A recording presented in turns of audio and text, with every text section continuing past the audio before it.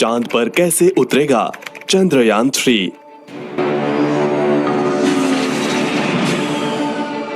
चांद पर क्या काम करेगा चंद्रयान-3।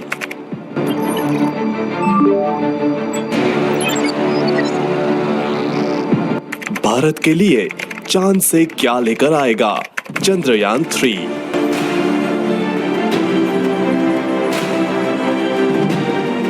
14 जुलाई 2023 दोपहर 2:35 पर भारत के लिए वह पल आया जब भारत का बाहुबली रॉकेट LBM-3M4 आसमान में बादलों को चीरते हुए चंद्रयान-3 को लेकर चांद की तरफ चला। जब रॉकेट को लॉन्च किया गया तो इसकी शुरुआती रफ्तार 1627 किलोमीटर प्रति घंटा थी। 35 पर रॉकेट LBM-3M4 का इंजन स्टार्ट हुआ और चंद्रयान-3 को हमारा रॉकेट बादलों को चीरते हुए चंद्रयान-3 को लेकर चांद की तरफ चला। और जैसे ही चंद्रयान-3 को लेकर रॉकेट बढ़ रहा था, हर एक भारतीय का सीना गर्व से चौड़ा हो गया। चंद्रयान-3 के साथ ही हमारी चांद की अगली यात्रा शुरू हुई। सबसे पहले दोनों बूस्टर रॉकेट स्टार्ट हुए। रॉकेट लॉन्च के 108 सेकंड बाद 45 किलोमीटर की ऊंचाई पर इसका लिक्विड इंजन स्टार्ट होने के बाद रॉकेट की रफ्तार 6437 किलोमीटर प्रति घंटा हो गई। बाहुबली रॉकेट LBM-3M4 चंद्रयान-3 को लेकर चांद की तरफ बढ़ा।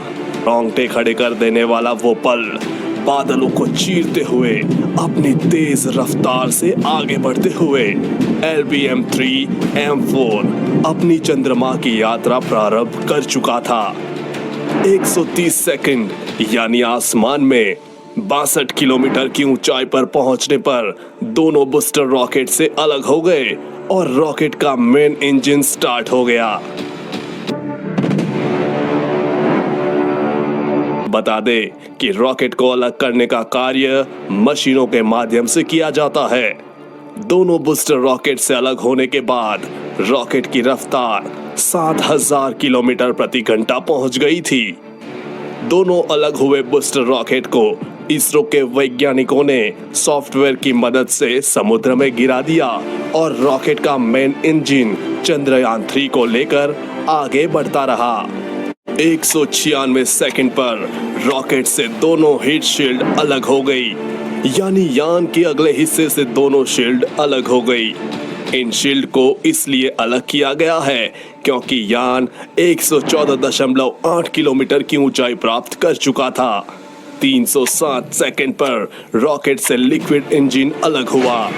रॉकेट से लिक्विड इंजन अलग होने के बाद क्रायोजेनिक इंजन स्टार्ट हुआ और चंद्रयान-3 को लेकर पृथ्वी की कक्षा की तरफ तेजी से बढ़ा।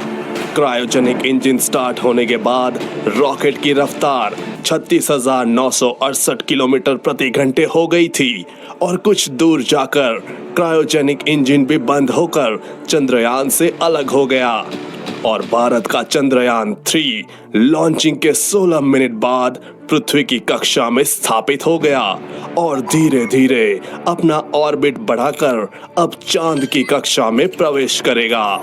पृथ्वी की कक्षा में प्रवेश करने के बाद प्रोपल्शन मॉड्यूल की सहायता से इसरो इसको आगे उड़ाएगा।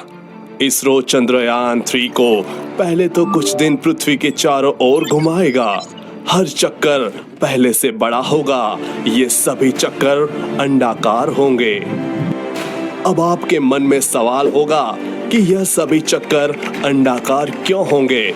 तो इसका जवाब है कि अगर इसरो चंद्रयान-3 को गोल चक्कर लगाएगा तो वह एक ही जगह घूमता रहेगा। इसलिए अंतरिक्ष में किसी चीज को दूर या पास भेजने के लिए अंडाकार चक्कर लगाया जाता है। हर चक्कर के पहले चक्कर से थोड़ी दूर पर होगा। इस प्रकार इसरो चंद्रयान-3 को धीरे धीरे पृथ्वी से दूर भेजेगा। ऐसे कुछ दिनों बाद चंद्रयान-3 चांद के पास चला जाएगा।